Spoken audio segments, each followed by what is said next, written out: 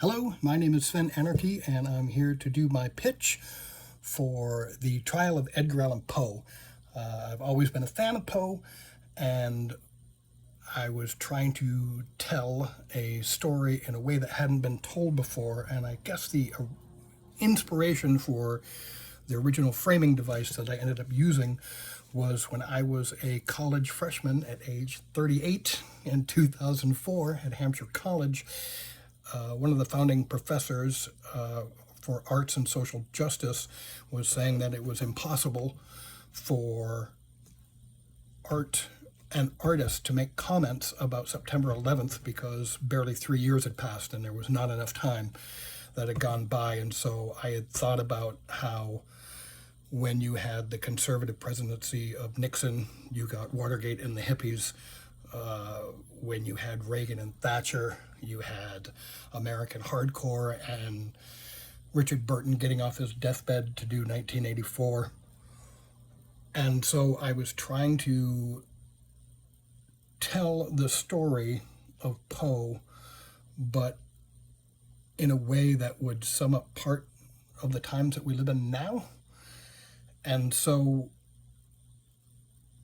what I did was I put him in hell, and he is on trial to see whether or not he can get into heaven.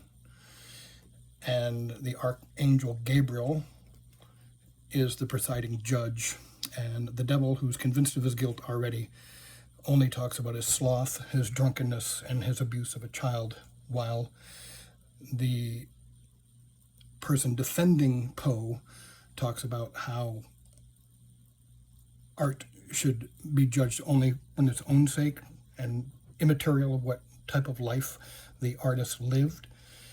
And that is the first two acts. And at the end, the third act, we're in the jury room, where instead of having a woke activist and a Fox News commentator scream at each other, we see the life of this poet through the reactions of a mad girl's love song, the obsession of Humbert Humbert, and the sorrows of young Werther.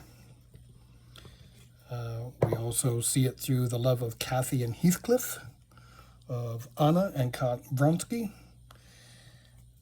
and through the banned books of Mark Twain and the Marquis de Sade. We also see it through the morality of Dante and through Oscar Wilde.